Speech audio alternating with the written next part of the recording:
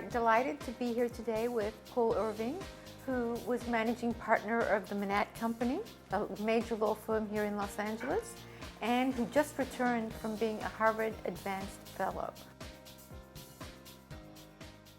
Tell us the story briefly of that moment or that epiphany that you had, and how you told it to your colleagues. I'm leaving to do da da da da da. Well, the fast story is I was on a flight to New York, and I picked up a New York Times, which had a cover article about this program at Harvard.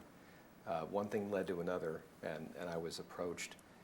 It just sounded fabulous. I had been changing, and my priorities had been in a state of evolution, and I decided that I wanted to do something else. 80% of my colleagues told me that they thought it was fabulous and they were jealous. 10% said, why in the world are you doing this? You should go play golf. And 10% said, don't leave the law firm. But the 80% won the day. Cool. So, you know, this particular segment is about giving back. And you said you were changing, and you had been a lawyer, a major litigator, and obviously the managing partner of a major firm for quite a while. What was it that was changing, and why did you start thinking about this social entrepreneurship aspect? I had always been interested in social sector work and had done it really from the time that I was a very young lawyer, pro bono work and board work on nonprofits and NGOs and the like. And for some reason, I guess, I don't know whether it's age or guilt or something in my evolution, you know, life is a journey, caused me to be increasingly interested in what I could do that was more impactful, more influential, that could have a more measurable outcome than just the kind of temporary work that I had been doing. So the more I thought about it, the more I decided that this is something I wanted to dedicate my life to. And how do you think about more impactful or more influential? What are the ways in which you think about this? Well, I mean, this, you know, it's a great question and a serious and big problem. The social sector is huge. Governments, as we all know, are in a state of retrenchment with budget crises. As a result, social enterprise has to fill a bigger and bigger gap of social need. And folks like the Gates Foundation and others are very concerned about this and are doing great work. In the United States alone, we have about 1.5 million nonprofits. Most of those nonprofits lack sufficient organizational capacity, financial resources, board depth and learning environments, and as a result, they spend an awful lot of time kind of treading water and not really successfully tackling the problems that they identify in their missions. So there's an awful lot that a lot of us can do who have backgrounds in business and law and the sciences and in entertainment, media, Peter, and other areas to help bolster these organizations and frankly ensure their success. And one of the things that's going on, I think, that is a very healthy thing in the sector is more and more measurement, assessment about real impact, not just inputs, not just missions, but what's really happening. What are outcomes and impacts of the work that's being done? Philanthropists are driving that, as they should be, making sure that their dollars are wisely invested and properly employed. And I think increasing quality is something that we're seeing in the management of these organizations, but we have a long way to go. So there are 1.5 million of these organizations. Some of them have best practices. Yep. Many of them are walled gardens. Yep. How do you create an environment where best practices for a philanthropic organization in Georgia gets the benefit of a best practices for Seattle? Well, you just asked the $64,000 question, because one of the criticisms in this sector is unlike in the for-profit sector where we compete and we look to win. If we have a dozen organizations that have similar missions, why aren't they sharing information? Why aren't they sharing best practices? Why aren't they complementing each other in programs?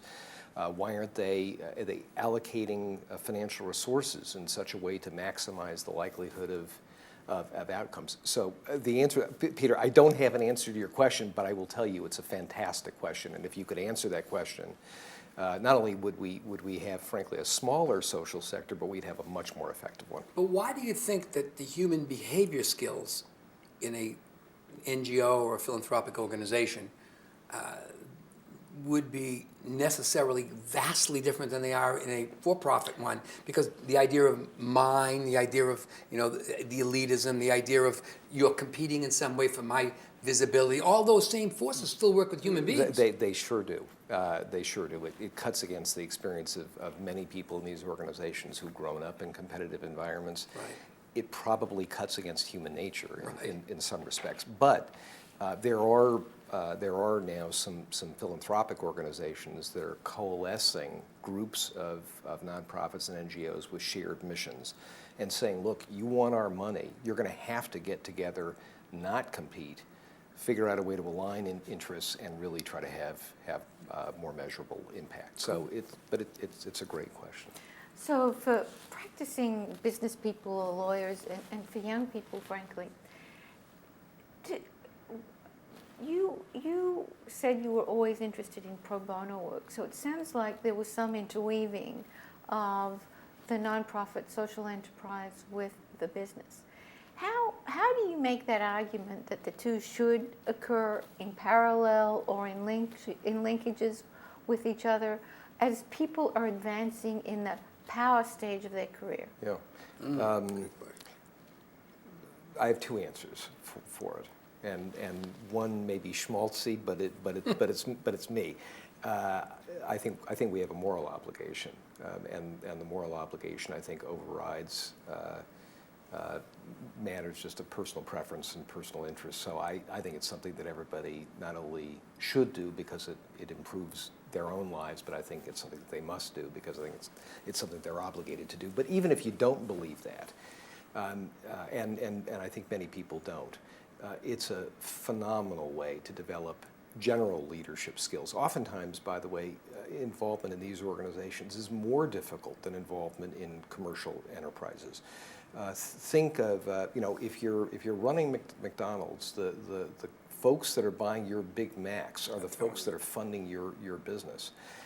If you're in United Way, the beneficiaries of your services are oftentimes not the people who are funding your businesses. So multiple stakeholders, much more difficult relationship maps, very difficult oftentimes to align people around mission, vision, values, to motivate, et cetera. So if you can navigate these environments, and I think oftentimes young people have the opportunity to get into positions where they can be influential early in these environments, that will stand one in wonderful stead for leadership positions in commercial enterprise in years hence. So I think it's a great training ground. The other thing, by the way, is networks. It's interesting. I spent time at Harvard University this year with Judy, as you mentioned, and I had some students from Harvard Law School ask me about jobs. I wasn't terribly interested in talking to them about legal jobs.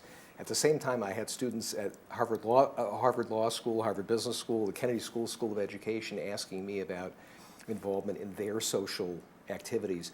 I was incredibly excited about spending time with them to talk about that and thrilled to help them.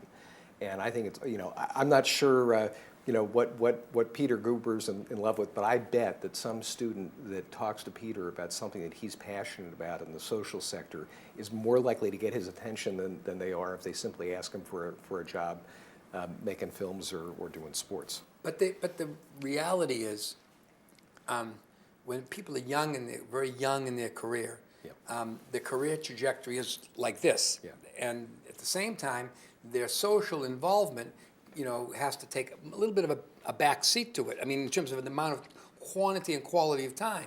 But that's not a bad thing because later on they'll leverage that resource to become. So how do you get a company, an organization who is interested in profitability to allow those young initiates, those new people in the company, not only to promote them to participate in those kind of social engagements? Well, again, I think several answers. There are many companies that have active CSR, corporate social responsibility engagements, which provide opportunity for people throughout those companies. Some companies don't. There are some companies, an increasing number, that are really actively involved in this sector, those who ascribe to conscious capitalism, kind of a growing movement, who really believe that alignment of these community and civic and other involvements directly benefits their business. So it's not kind of an elective. It's not something you just do to do good. It's something that's a core part of your business.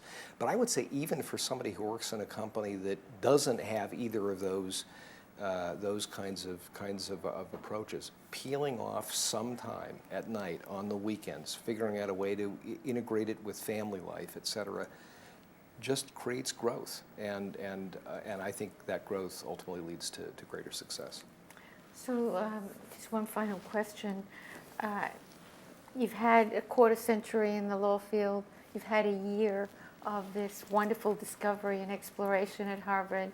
How do you merge the two, and what's next?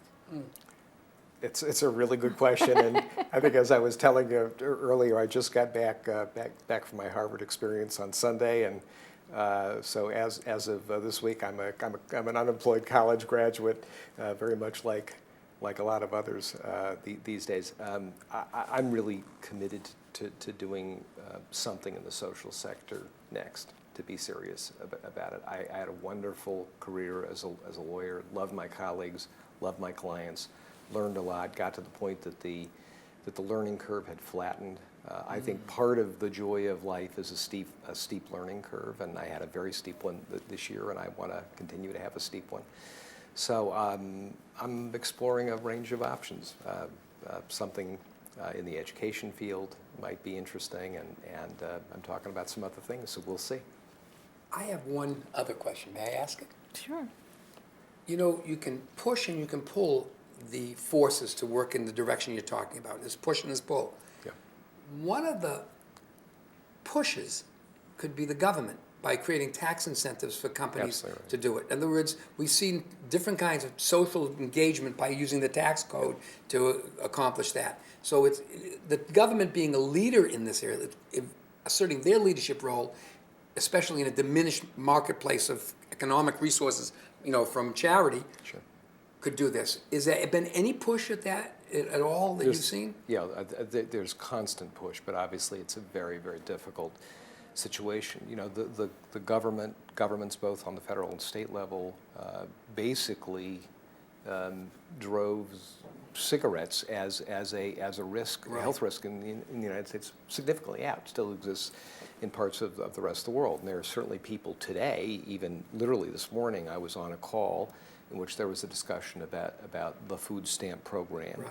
and incentives and disincentives that drive obesity and other concerns. So public policy is obviously extraordinarily important. The government is ultimately the most important player in social sector solutions.